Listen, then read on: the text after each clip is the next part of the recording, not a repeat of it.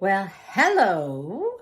Every gal needs a cowboy hat. Scanning the room, you look for a familiar face. Everyone is a stranger. Your heart's racing, you feel nauseous. New plan. You meet 4 new people. Okay, 3. 2? You can handle 2. And then you think, I hate this. This just feels so fake. And before you talk to even 1 new person, you're looking for the nearest exit. Okay. Crazy. Yo, who invited this chick? My heart races when I walk into a room full of strangers too. Except it's not anxiety, it's excitement. I'm not thinking networking quota. I'm thinking, look at all these stories. And I get so pumped about talking to people that I don't know. Oh, brother, this guy stinks!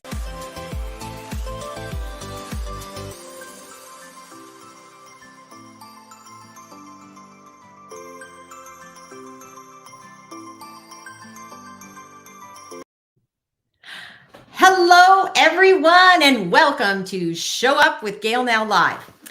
Now, we just heard about the power of stories, and most manufacturers I find often struggle with sharing their stories, telling their stories, building their stories. And that's where I come in. My name is Gail Robertson, and I'm Chief Curiosity Officer with GailNow. I teach manufacturers, specifically in the plastics industry, about how to utilize my 3-step process to sign up, suit up, and show up. And today we have a very special guest that definitely understands those 3 steps and also understands about the power of how to build stories, create stories, and then how to share them, especially in this new digital world.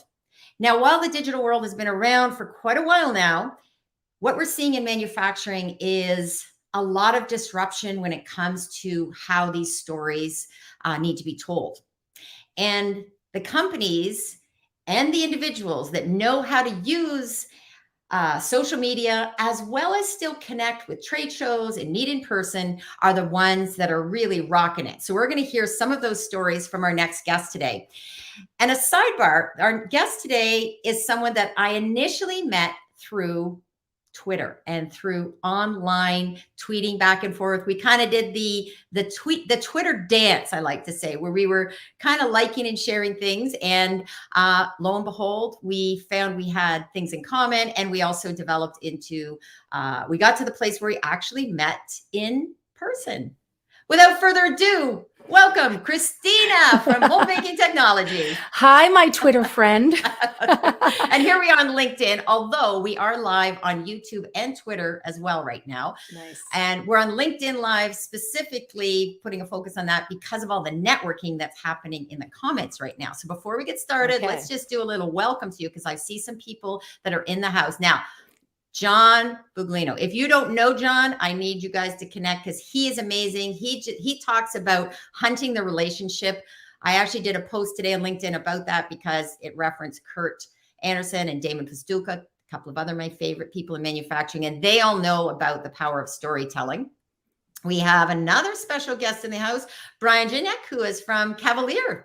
So hi, Brian. So Brian does a lot of the work in estimating and is really going to be having, I think, some increasing roles there. So hi, Brian. Thanks for stopping by. And we have Brian Forster. Do you know Brian Forster? I do know Brian. Yes. Yes. So he's saying good afternoon to Brian. So we've got 2 Brians, and then we have John. Brian saying hi. So they're doing back and forth. So some beginning chatter in the comments. Yes.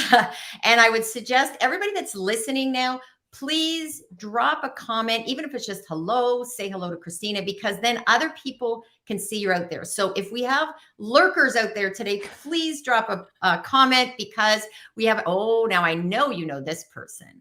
Oh, no. Mike Hicks is in the house. Yeah. So Mike is, now, I don't know if there's a bigger promoter of the mold making industry than Mike. He just is amazing at what he's doing, and always, stops by whenever possible. And he's even helping promote my show. So thank you, Mike. He's a great industry cheerleader, a brand Yes. cheerleader. He's a great guy. Yes.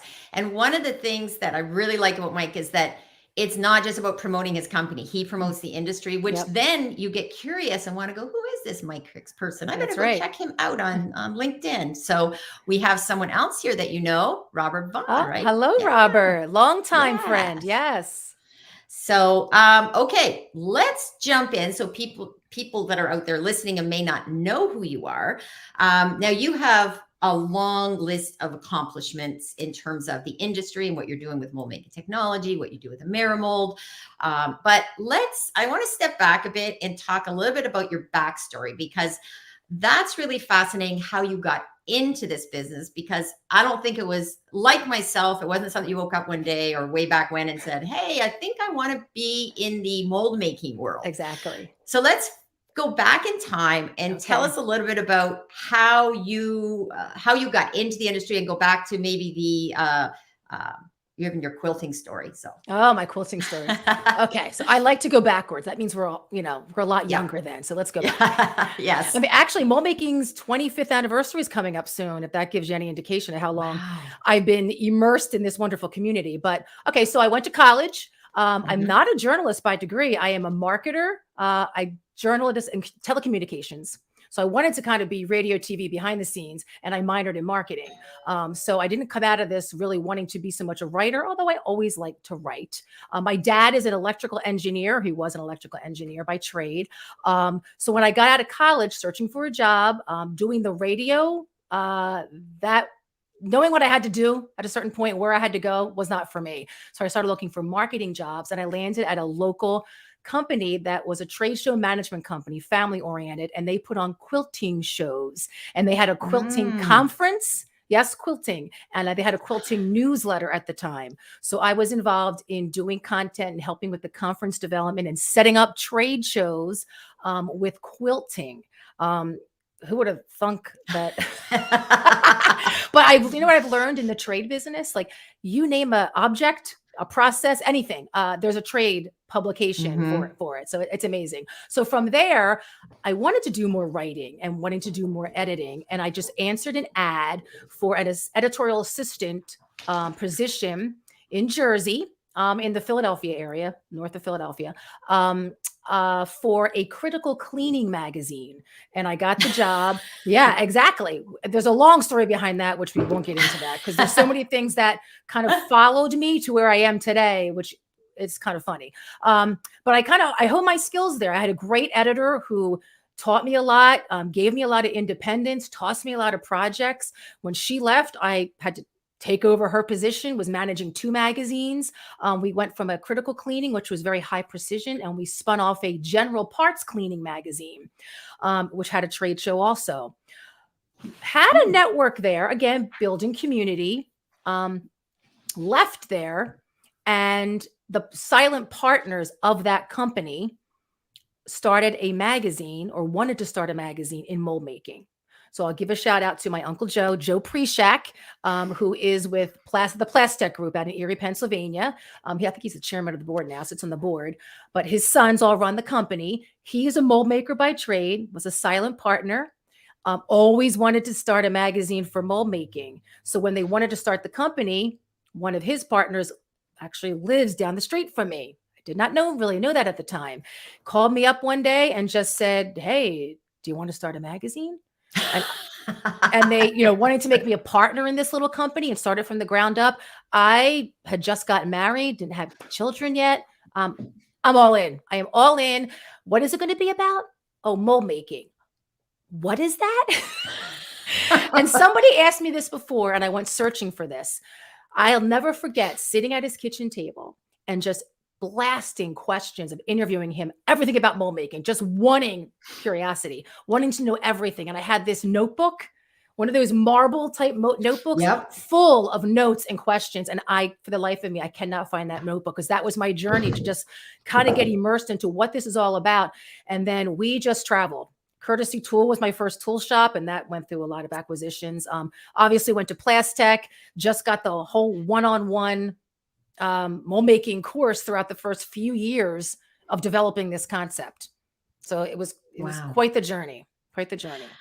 That is, you know what I find fascinating is that, and I see someone that is here today, and I know I'm going to post this, even though he said, I know there's a typo, Tim, but you know what? You know what they say, perfection is the enemy of good. And yes, I know he can spell, but you know what? I always say it's good that, and speaking of Tim being in the house, for anybody that's not connected with him, I strongly encourage you to connect with him. He has been the person that I've filled some notebooks and Evernote things. And I've asked him, I'm sure I've asked him questions over and over, and it's now I can sort of say this more publicly. I remember it took me a while to finally realize the difference between a mold maker and a molder. Like, because I kind of thought it's like, because when I'd be at the shops and I'd see these like plastic things already, but they were like from the try. Anyways, I kind of learned that and quietly kind of went, oh, now I know. So now you know. Yeah, I know. And a big shout out to Tim. Tim Galbraith is with Cavalier Tool and Manufacturing here in Windsor. Yes, I do work with them, and they are an amazing, though, testament to what we're going to be talking about today as well. So let's see who else is in the house. We have, you know what? Katie, I don't know if you know Katie. You guys need to connect as well. It looks like she says happy to see you today. Katie is another high energy, raw, let's go manufacturing person. We need those. She's hilarious. I love her energy. She's lots of fun in one of my networking calls whenever I'm in there. And so we have some chatter. Here's Mike. Okay, so Tim wrote and can't spell, but look, and here's the mic drop moment from Mike Hicks. But you can sell. Yes, he can. And here we have Tim's blushing. This is a riot. I love it. Yes, we have some good people in the house that all are now, and some of the people may know each other. And what I find really fascinating is, what we're going to talk about too is about that change, because you and I have some similar paths we've come down, because both of us didn't come out of manufacturing. I did come out of journalism. So I like to call myself a recovering journalist. And for people that know me, know why I put recovering in front of my name. Sidebar story. When I was doing fundraising, I said, my line was, my laugh moments as I go to a group to talk to, and I'd say, yeah, I'm a recovering journalist, and I'm going through the 12-step program, and the one step of what's that one where you have to make amends. So I said, now I'm a fundraiser. So there you go. So yes, it's amazing. And like you, we're, transferable skills, how you can use all the different things that you've learned. And I love what you said too about, publications, quilting, cleaning product. Like there's so many trade publications. And this is a good segue into a lot of people that are maybe even salespeople that are out there listening, engineers, company owners, and marketers. There may be people that came from the trade publication only world, the print world. Yep. Let's talk about what has happened, even with you and with your publication, moving from print only into where we are today. Yeah. So I like to put a lot of the gratitude, or I'm thankful almost, for COVID and what it accelerated, right, in the publishing space. But even prior to that, Gardner, who is the publisher of MoldMaking Technology, we were going down this digital journey. It's just another medium, right, to reach maybe different people than the actual print person. We're learning they can be different. They can be different people at this point. Right. So when COVID hit, everything was just accelerated. And I took that as an opportunity. And not everybody does. Not everybody's comfortable. We can get into that too. But as soon as so many levels, it was just so exciting back in February, March 2020, because not only did it give me an opportunity to go back to what I went to school for my current job and deliver content to a community, right, in need of it, but at a time also when they needed to share their stories, because, oh my, was this community of mold building and molding almost saving the day during this pandemic in terms of the equipment and the components that were needed. It was an opportunity to shine light on, and you couldn't really wait for print. Right? There's no way you could wait for a story to come out. We turned to video. We turned to social media. We actually helped us amp up the activity that we were already doing. So that was a favorable experience. And it didn't take me too much. When you talk about transferable skills, like I like to think about my organizational skills, my communication skills, relationship building skills, listening, creativity. When you're writing an article, pretty much the same skills in order to get that content, to share it. So transferring that to video content or digital content, social, it was pretty seamless for me. And I was saying to you earlier, I am not, my husband knows this the best. I am not a technical person. Something goes wrong with a computer, I am one of those people that freaks out, like, somebody fix it. So being able to do this and just being comfortable with yourself and delivering content in a new way, if I can do it, I think anybody can do it and should do it. You know, and as I led in with like the 3-step process I talk about is the sign up, suit up, and show up, right? And I often say, if you are the person that has the right mindset, because that's the sign up part. If you have the right mindset and decide, yes, I want to do it, then suiting up. And I said, you know, it's not that we have to know how to do all these things. Like, I've learned about StreamYard by doing it. I've learned about going live by doing it. And even though it's not been perfect, and anybody that has done live stream, I'm going to put this person up on the screen because Russ Hedge is saying hi. Russ Hedge is the king of, you know, he has like multiple shows. And I would suggest anybody on this call right now or listening in, please follow him. Russ is actually doing, I think, a masterclass on this as well. And he does a wide range of topics. And even though he's not in manufacturing, people can, this is what I find fascinating about being on social. You can cross paths. You don't have to stay in your own small world. You can reach out, meet people like the rest of the world and learn from them. And also learn from like Katie, who's doing a whoop whoop.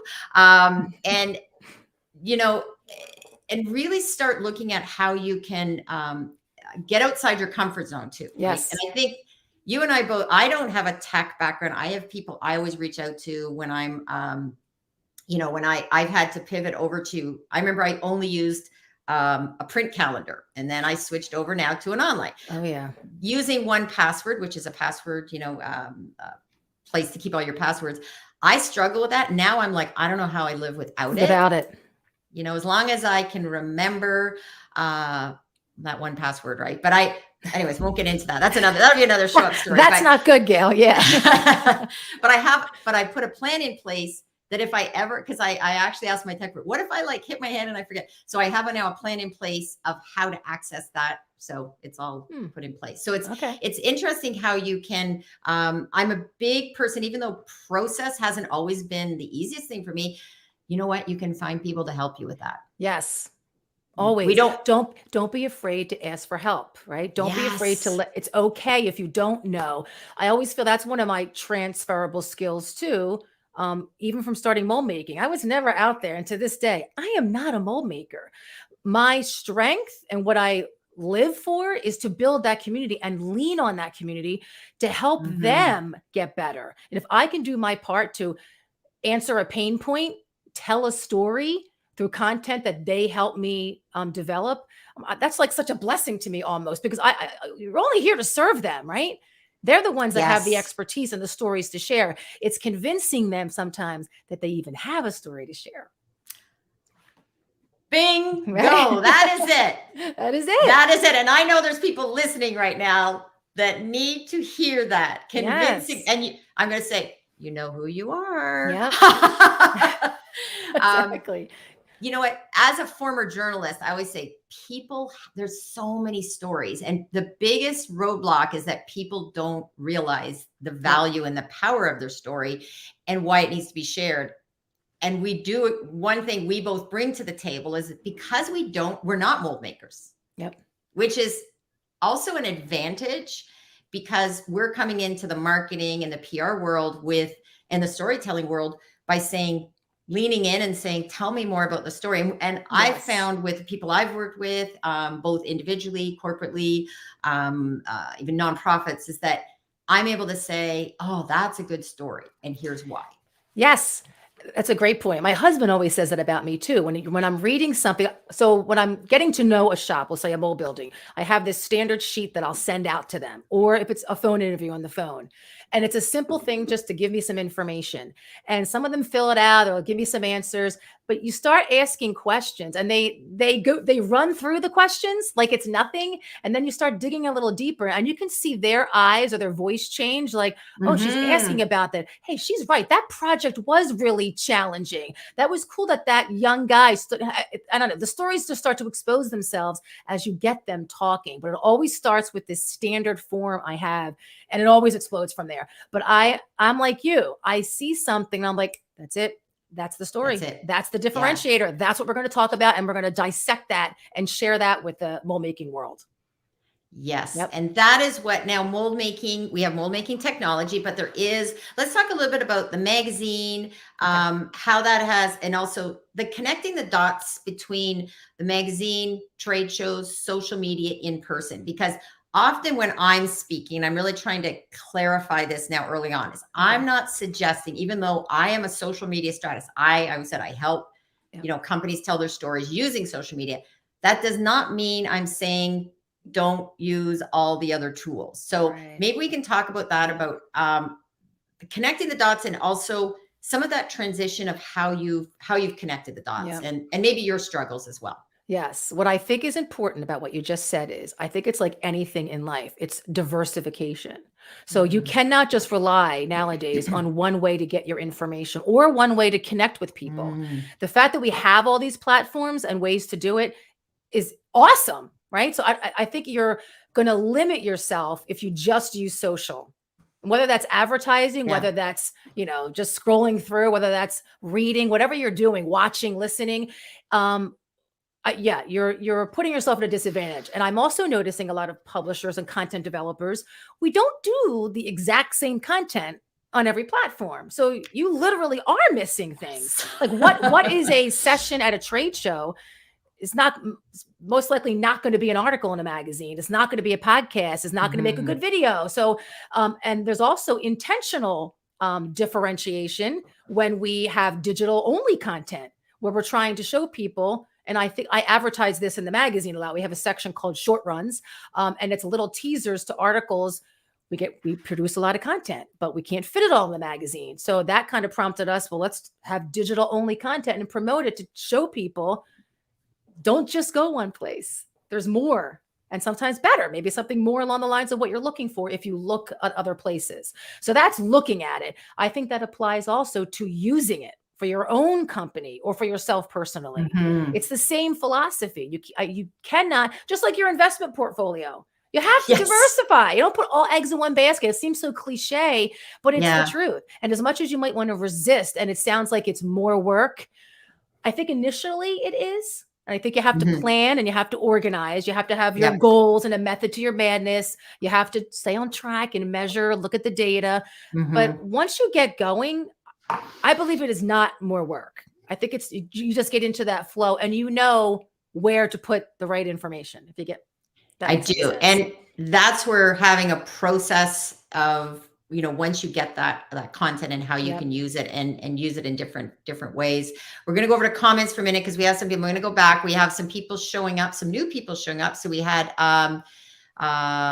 we have Mike back saying, great to recognize industry rapid responders. Chris, yes, we had, a lot of what happened during COVID is that I would say the people who make things are so crucial. We forget about what's happening behind the scenes. Yep. Using my my AirPod there. Let's revisit that when we talk about plastics. Okay. Let's put plastics in that. And then Russ said, thank you guys. Everyone can learn from our live stream mastermind. And we have a new person is Craig Michio. So I don't know if you know Greg, but I do not. If you don't, you two should connect up as well. Oh yes, I know. Yes, great. Yeah. Name. Okay. He does a lot of work around the digital twin too, and using instead of like as almost like an additional salesperson, and using your SEO and website. And please, everybody, go check out his blog. It's just you'll get lots of information. Look who else is here. Cynthia is in the house. Hello, Christina. Cindy.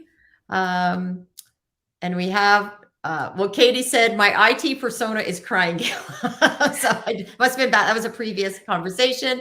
We have a little bit more chat. Tim says hi to Cynthia. Cynthia says hi to Tim. And then here's Cynthia saying, so many companies want to fly below the radar, but it's more important to tell the stories to get their expertise and services in the spotlight. Yes. If they're already doing it, the competition probably knows, right? Exactly, the Cindy. customers.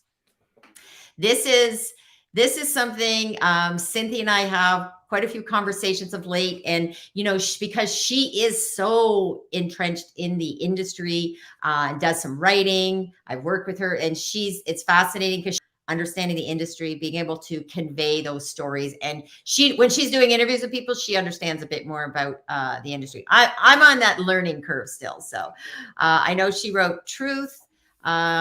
And then we had Greg said, right, you need multiple points of distribution. That's really key of what we're talking about today. And we're going to talk a bit more of that with the trade shows and that as well. Yes. And then this is something Tim and I have to, digital only is like golfing with one club. You can, but not effectively. And I would say I'd turn that around, that cold calling and email is like also having only the 2 clubs. So you need to have, Tim has often used this term with me. I really like this, the idea of having different clubs. I like that when too. I golf, I have about, I said I could survive on like 3 clubs when I golf, but that's a story for another day. I do like that you golf.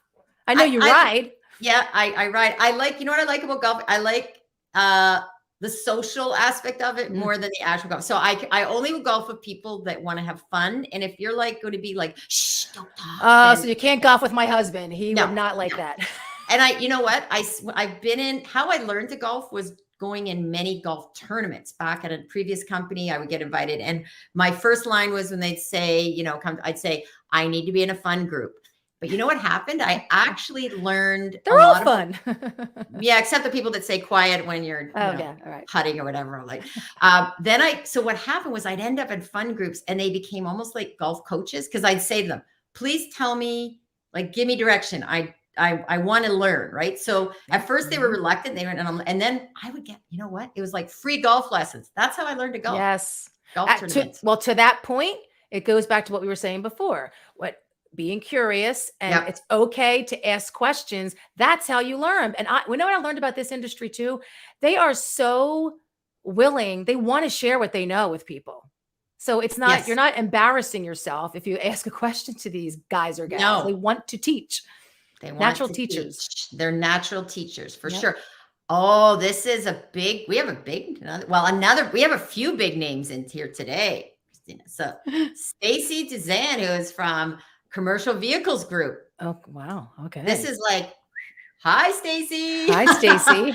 I got to know Stacy. Stacy's one of my also favorite people that taught me so much about, that side of the business as well, in terms of molding and in the world that CVG is like a massive company.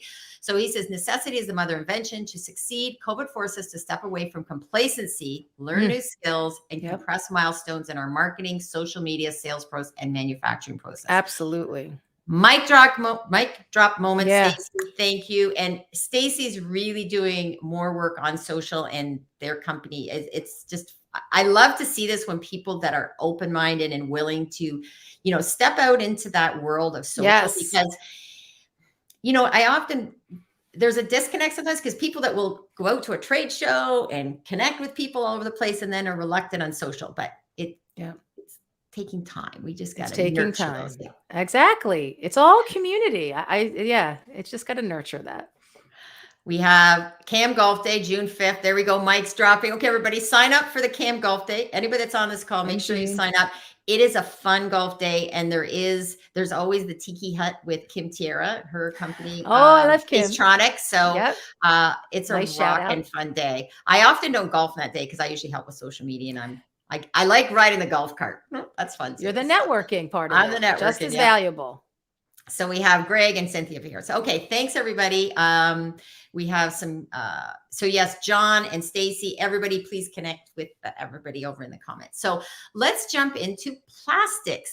Now we're one hot button topic. I think I'd like to touch upon is the idea of, now probably not a lot of people in this call, but it is important, I think, that manufacturers start to address this, the issue of plastic bans versus plastic disposal. So could you maybe just how that relates to the world we're in? So, well, obviously with the Plastics Technology Expo, we're in it. We're in it, especially with our Plastics Technology, our sister publication. So if you just look at where the discussion has gone with plastics over the years, right? Everybody knows what the problem is. Well, according to Christina Fuges, the problem is a marketing problem. I've always said from day one, we just need to go mainstream. I've talked to several people. Actually, do you know Bob Chavone from RD Leverage? This is his No. passion project, all about. Oh. I will connect you to. I did Okay, an connect, please. Yeah, I did an MMT chat with him, and Okay. he's all about this, trying to. And I'm going to reiterate some things that him and I talked about. The problem with plastics, like it's not. Well, it can be confusing, right? All the different types of plastics. I mean, understanding it's a complex thing and there's misinformation out there. I mean, even with all the wins we talked about with plastics during COVID, right? You would think all that stuff would go away. Everybody realized how important they are. We need them. Let's figure this out. It still has a bad rap. So I think people need to really understand plastics first. There's many different types of plastics. There's different properties of the plastics, different uses.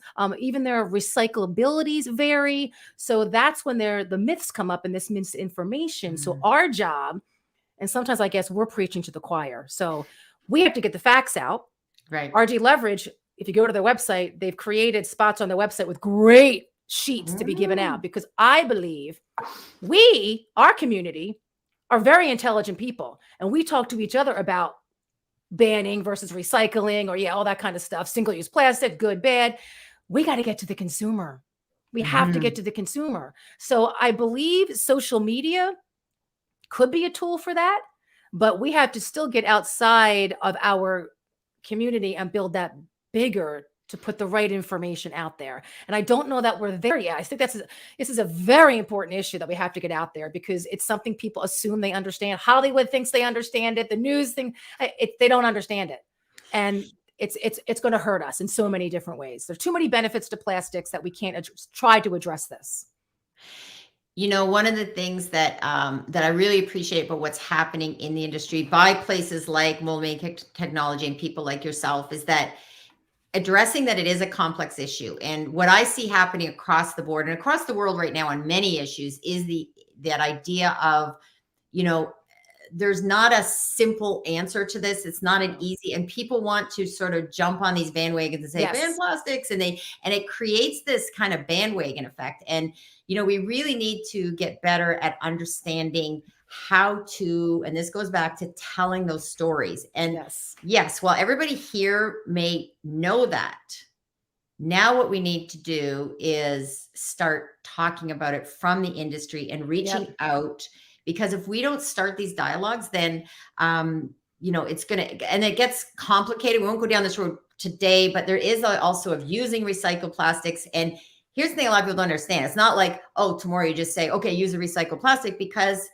tool makers the tools need to adjust. Like it's not a simple. That's what I was going to say. It's not. So well, can you talk about that? Yeah. Well, I'll talk about that too. Like, you talk about wanting to use more recycled materials.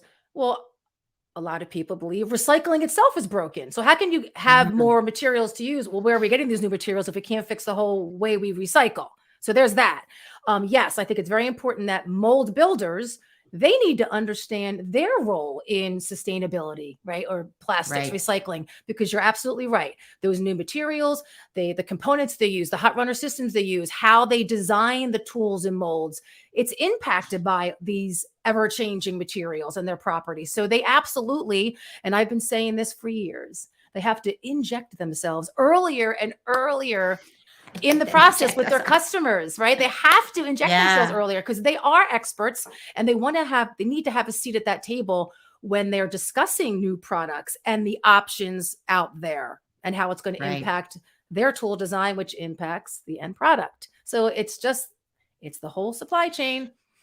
And I have learned about you have to get the people making the tools to make the tools to lead to the molder. Like every day I go, and then there's all like the people in the supply chain that are supplying different, Kim Tier talks about the different, the cables, like and all the components. So it is, and I think our world, what's happened is that we want the easy fix. We want the microwave version, back in the day when I was working, I remember when fax machines were the way you communicated, right?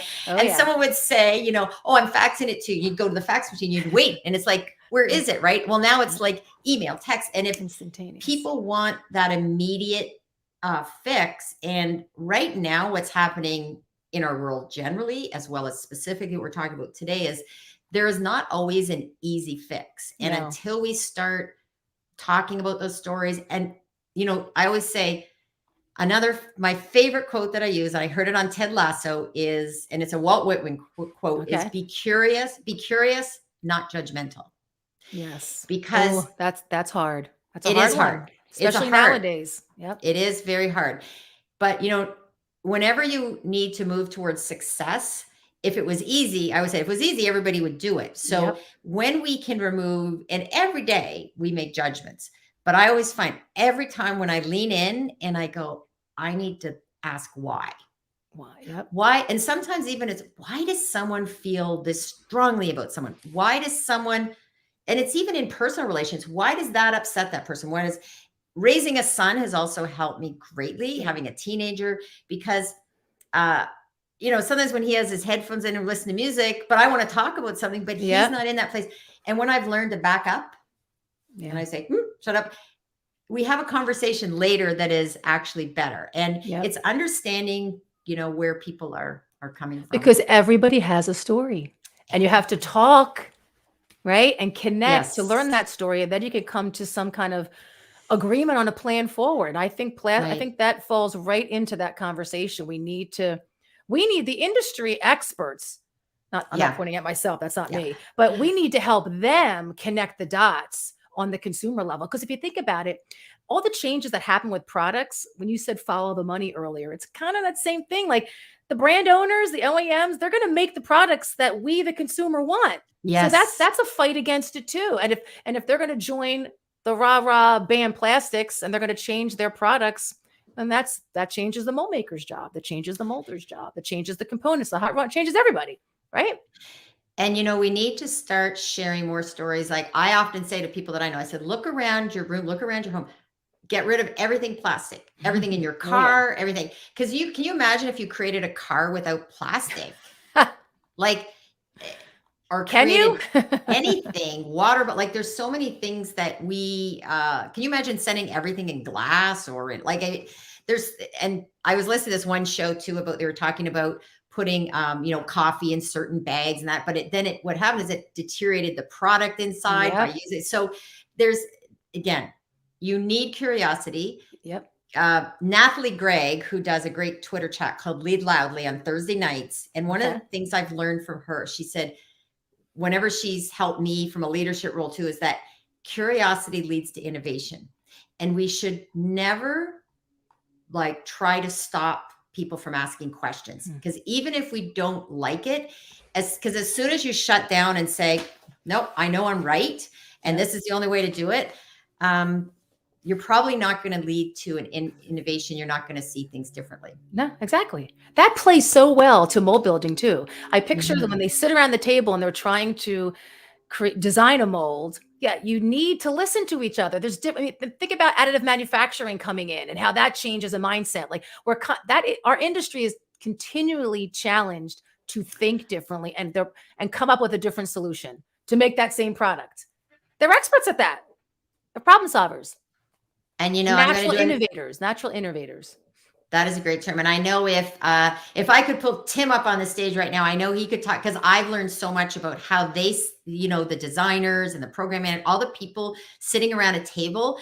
And one time I was at their shop and I was overhearing a meeting between sales and the program manager and the designers. And it's fascinating because you have all this brain power and people are bringing ideas to the table. And that I've been very blessed to work for a few organizations over the years that allowed me to, you know, use my curious brain. So let's switch over. We're going to go over to some comments because there's new people that are in the house. So let me get rid of this. And everybody, please go follow and connect with Plastics Technology Expo. I will say this: I have been invited to the Circle of Champions with PT Expo. And I'm very excited because, you know, as someone who often, I would say at times I kind of have an advocacy side to me, I really want to build a greater world. And that's my story, I guess, all along. Right from when I was in journalism, we had shirts made up in our final year that said "Out to Change the World" on deadline. I did go into media. I'm no longer in there. That's a story for another day, but I am studying that because I find it fascinating because I did want to change the world and I continue to want to change the world. Yeah. So I'm going to do it one interview. You want to show up. I want to show up and change the up. world. Yeah. Yes. And be curious about it. So let's see. So we have Cynthia. So we will drop, I think, this comment to Bob as a marketer, and that's from RD Leverage, right? Yep, it's RD Leverage. Okay, so we'll make sure we drop a link in the comments after so other people can follow him. He'll appreciate that. Yep. We have Cynthia giving a shout out. Christina, you know it. You know it. We have John saying start on social. Yes. Do your research. John, this is my favorite topic. Do your research for taking a position. Oh, yes. Yes. Especially in today's world. Yes. Well, that goes back to the plastics, right? That's why there's misinformation. People don't dig enough. They don't dig enough. They just read headlines. Yeah. So many people are you know what? And I think it's a combination of a little bit of laziness, a little bit of overwhelm, and people there's two things that I see as a real problem in our society right now is also echo chambers and confirmation bias. And I'm trying to be very aware myself of that because you have to be very careful that you don't get so locked into your own belief on things that you aren't open to saying, hey, that's another view. Maybe what can I learn from that? At least listen. Listen. One of the things when I was in high school, I was part of a debating team, and we had to, before we went to a debating event, you had to prepare for both sides, and you didn't know what side you had to argue for until you got there. Wow. I tell you. Ooh, that sounds stressful. I like to win. So believe me, I made sure I was like, that is and that's the way we should go through life. Yes. Because you got to collect the facts on both sides before you can make it like exactly what John said. So you take a position. You better know, or you should know. Now we have, I'm so excited. Ray Zaganto is in the house. I don't know. You're an industry rock star. Ray. Why, thank you. Ray. I know him do I know him from LinkedIn? Is he on probably LinkedIn? Yes. And he was a guest on my show. Ah, okay. He's like funny, edgy, brings he's also someone that came out of a world that was not social media and has changed how he's using social and is rocking it. So please follow Ray as well. We have, and then we have Cynthia said, the SVE has Plastivan, a program for educating young people with plastic. That's another avenue you should build on. They need support. Okay. Yes. Cynthia, I want to know, that is something I am going to definitely need to learn more about because I always believe in getting to the youth. And I actually have an MMT chat coming up with Plastivan. Okay. Make sure you tag me. In fact, I'll tag you. Anything you think that I should know about, especially in this world, please tag me and I'll make sure I share it. Will do. We're expanding our world global view. We have Alan Hennessy from Ireland. Woo! Alan is a fellow marketer. I'm in a global tea break group with him. Okay. And I suggest everybody follow him. If you want to join in our global tea break, it's a fascinating group. There's people from all over the world that join in, and we basically talk about, a range of topics, and people can take the stage. I did a recent event. My son and I talked about TikTok. So how many hours are in your day, Gail? Well, yes.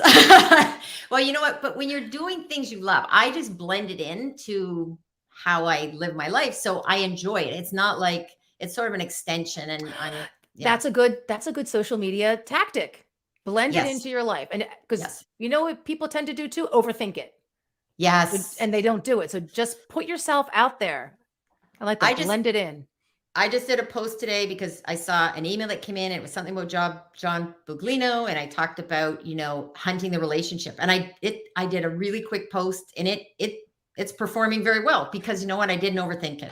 I tell you, I've spent so much time on posts and get like less views than the ones I feel emotional about. Yeah. Do you know offhand what has been your best performing post and what was special about it? Like, could you figure it out why?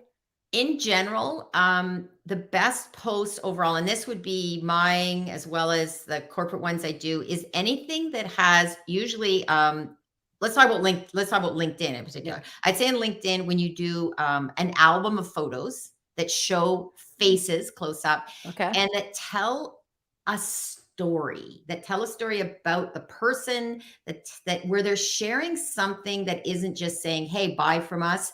Got it. You know, part of what John talks about the relationship is people do business with people, right? How we met was through, it wasn't through MMT initially, it was through you or personal accounts, right? Yes. So yeah, I'd say the best performing overall are, and I often say to people, what do you like to read? What is it that you find engaging?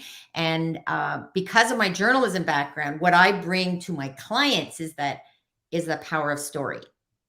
And the people that have listened to me, I will say that I get a lot of feedback. They come back to me and say how it helped them. Kim Tierra, I suggested they do video. They're now doing video. And I saw that. And first of all, she's made for video, and watching her, she's doing it right. And you can see her personality comes through with that.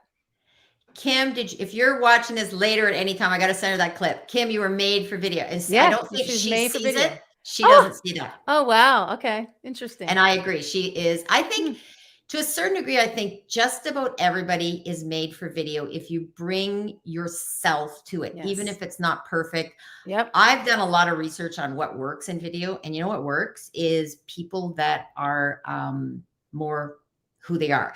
Yeah, just real, right? Don't overproduce. That was the struggle when I started doing the MMT chats. Some people wanting to make them better. And first of all, I could do it by myself. So it was a timely thing. Let's just get this done. To me, the important part was the connection, getting them done quickly to get these COVID related stories out, these positive stories out quickly. So I'm doing it. And then it was like, it doesn't need to be better. First of all, that's subjective. And I like the down and dirty. I'm just being real. And I think sometimes that makes the guest more comfortable when you just don't overproduce it. But now there are other times when, yes, depending on what the subject matter is, it calls for that. But I agree with you. Most on social, it doesn't. Just get it out there.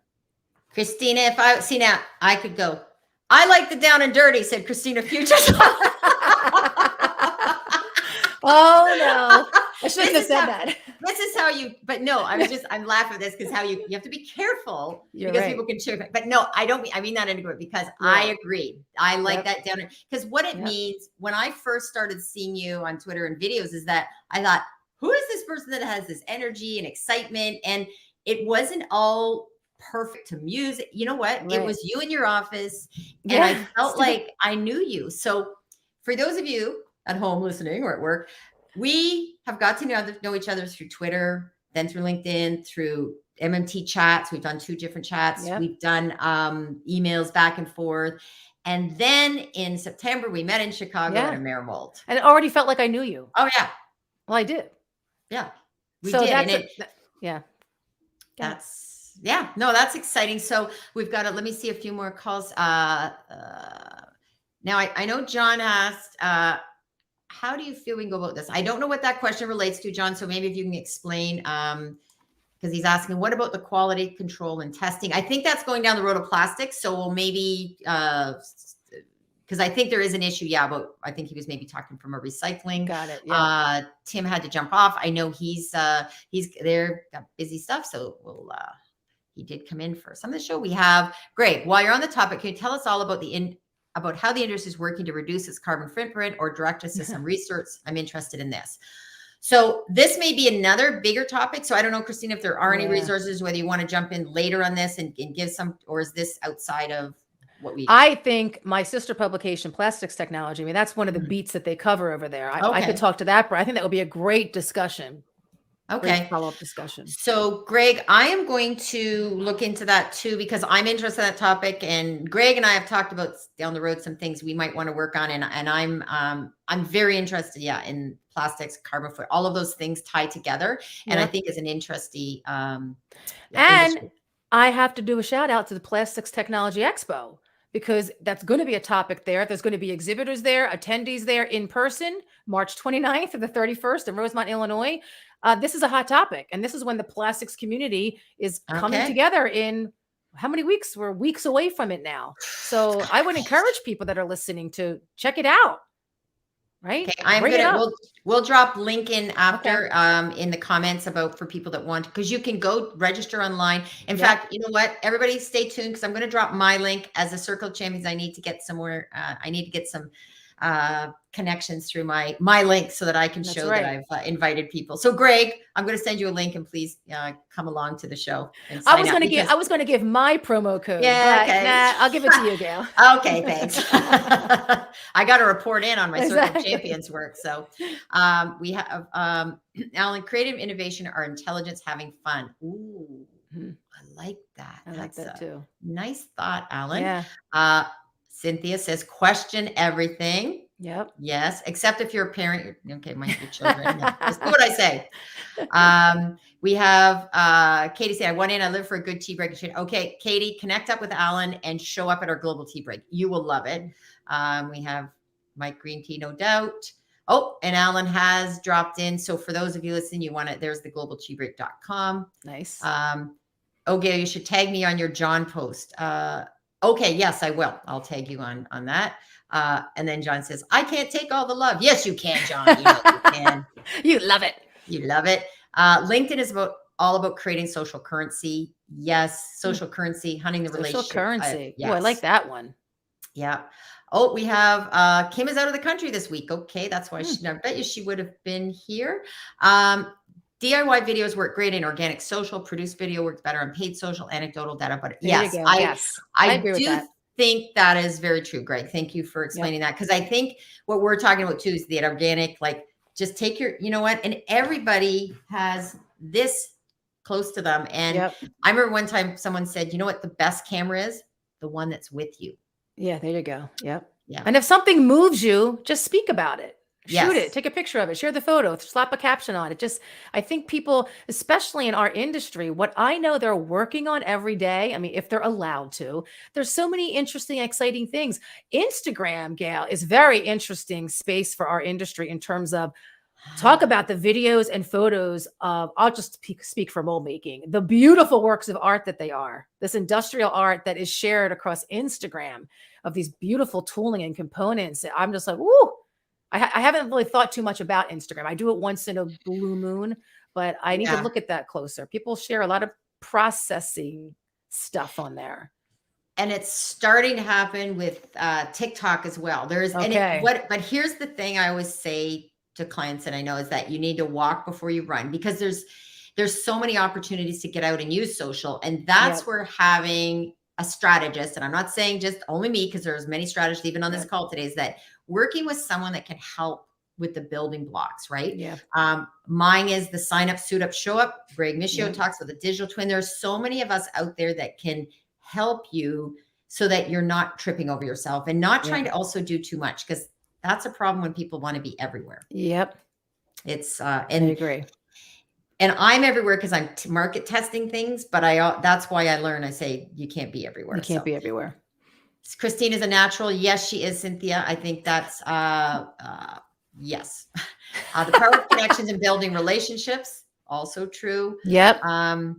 All of the people that say things can change are seldom the ones making the change. I would ask them, I would appreciate the thought, how do we go about making the change?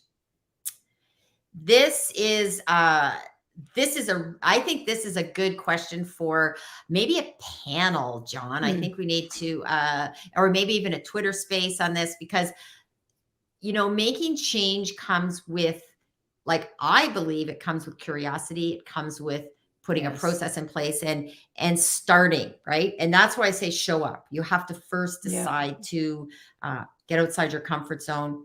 But Christina, do you have any thoughts on how we go about making change based on what you've seen from the industry? Yeah. I mean, they're constantly, it's a fight. I was going to say they're constantly changing, but it's also a fight, because once they have a process, you know, once you're like anybody, once you're doing something and you think it's working, why am I going to change it? So it is that constant battle, but that's where those stories come. And that's why we do case studies and application stories all the time, because your competitors that we're showcasing or that are sharing their stories, they are changing, and it's always the change for the better. You know, whether it's a new software, whether it's a new hiring practice, whether it's social media, whatever it is. Yes. People are changing. You have to put yourself out there. I mean, you have to do your homework, just like John's saying too. Like it's not change just for change's sake, but there is evidence of the benefit of a lot of the changes going on in the industry. You can find someone that's done it successfully, and they're usually willing to share that.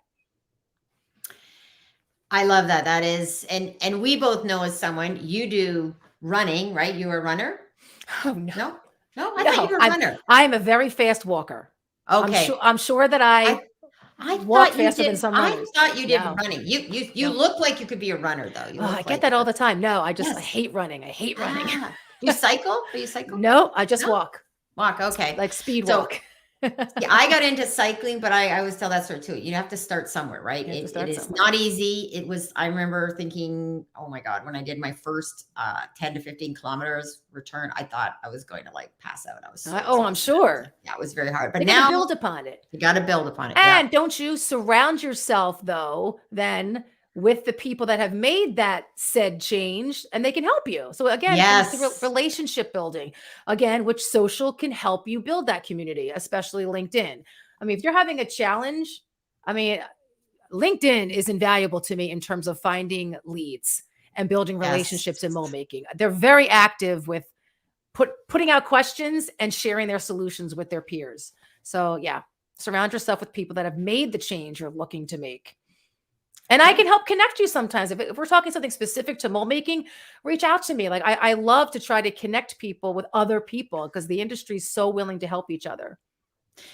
And I would say that for everybody listening, for sure. Christina, one thing you do is you are a great connector as well. So we have one more question, then we're going to get into the wrap up. So we have Cynthia says, why is the PT Expo a new advantage for mold makers? Ooh.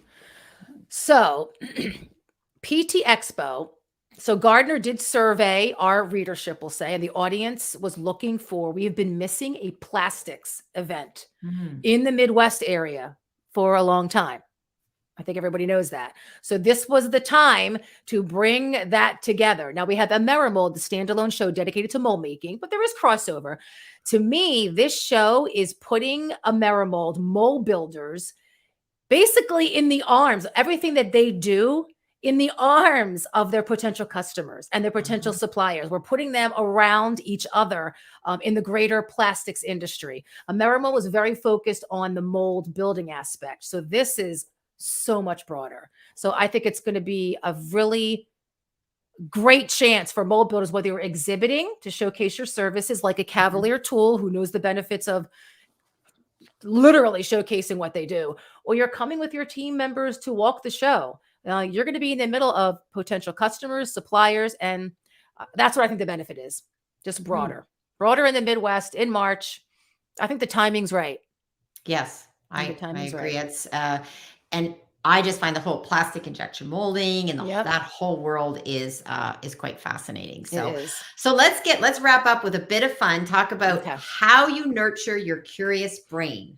In my work world, whatever. I think with at home, well, in my work world, it's what we've been talking about. Just listening to people, having conversations, asking questions. Yeah, that's what that is. I could be better at that in my personal life. Now that we're saying that, I could listen more. I think I maybe do more talking at home than I do in my work world. But my curiosity, I mean, I'm definitely willing to try anything once, like a new food. I tried uni sea urchin once. Like I'll try anything once to see if I like it, or some thrill ride. I like to put myself out of my comfort zone a little bit just to say I tried something. But it's also feeding my curiosity. I'm a binger of this original streaming shows. Like I'm addicted to it. And it could be not so much for entertainment is it feeding my curiosity, although right now I'm binging Reacher, which is pretty good. That's my latest one. But the British baking show, awesome, even though I don't bake. That was addictive. But I also like the documentaries that you stream.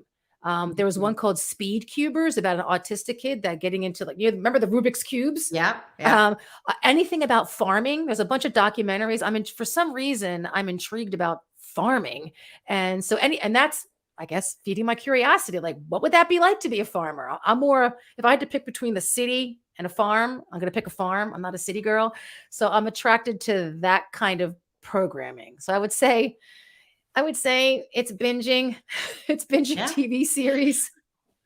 Well, that's interesting because I also think that is what makes you so great at what you're doing in MoldMaking is that because we can learn, we shouldn't stay in our own industry too Yeah, long. And that's true only too. like if you're only reading, about that world, you're not like I learn when I'm following other industries because I'm Yes. like, what a great idea. They did that as a giveaway. Yeah. I love Yes. going to shows that are Yeah. and I don't watch I'm a podcast person. Okay. So one of my favorite podcasts is Hidden Brain.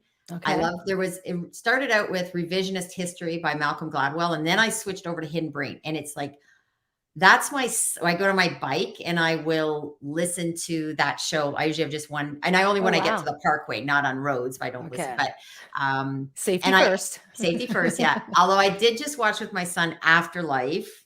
Oh, is that Ricky Gervais? Yeah. Yeah. And we both ended up crying. It's a fascinating show. It's not for everybody. It's a very deep. It's one of these very deep. contradictions too, Yes. because it's about something, a very tragic topic, but also has humor. And so you're at times going, should I be laughing at this? I will, yes, exactly. I will say I recommended it to my mother, and then we watched that recent season, and I was like, it's not for my mom. Like the topic itself, I thought she would because I lost my father this year, but the language and some of the that's Ricky Gervais, right? That's Ricky Gervais. It is. You have to appreciate Ricky Gervais. And I what I did was I went and followed him on Twitter, and then I got to know him, and I followed him on various shows. Anyways, yeah, he's a fascinating. And oh my God, we're at an hour. We'll have to do a follow-up at somebody just talking about exactly. Brain. So Christina, thank you. We talked about social media. We talked about transferable skills. That's something we both rock, I think, and what you really bring, and hearing now about what you're binge. I love that you're watching all these different things outside the industry. Thank you for coming on today. You are definitely someone who shows up, and lots of exciting news. We've had so many great comments today. So I encourage you to go back and look at some of them and connect up. I love that. No, absolutely. This is a great idea, Gail. I'm so honored to be asked to be a guest. So thank you. So we have Greg saying great show. We have Alan saying have to shoot off. Great show. Fantastic to learn about Christina. Have a great day. Alan's we met through networking too, through Twitter, and I connected with him, and then we jumped on a Zoom call. This was even before COVID. And that's how I learned about the Global Tea Break. And then it's like, I look at all the people I've met through that organization, that group. It just feeds on itself, right? Great show today. Thanks for the invite, Brian. You will probably get to know Brian a bit more. Brian's role is going to be expanded at Cavaliers. So he's going to be, he's got a great mind too. John, another golf show. Thank you both. And then Cynthia, love you both. Love you too, Cynthia. Thank you Cindy. for, I always call her Cindy. I guess it's Cindy. Everybody calls her Cindy. I call her Cindy, but yes. Cynthia is a beautiful name. So why not call her Cynthia? Yes, I like Cynthia, but I have some friends, I get used to a certain name and then I call them that. But so I'll meet you in the green room. I'm just gonna wrap up here, and we will see you. I'll see you in the green room, and I'm gonna say bye because we're over an hour. All right, thanks. Okay, wow. Christina is definitely an industry rock star for sure. We have gone over the hour, but for anybody that is coming back to final listen to this, I just want to say a big thank you to Christina, because she brings so much value to the industry. And for anyone listening, please go Google, and we'll drop a link in about the PT Expo. We're going to drop some other information in the comments. And for anyone out there that needs help telling their story and wants to build strategy, you can reach me through LinkedIn. Also, my GailNow brand, I have a website, and I'm also on Twitter. And I'm a great, as I said, advocate.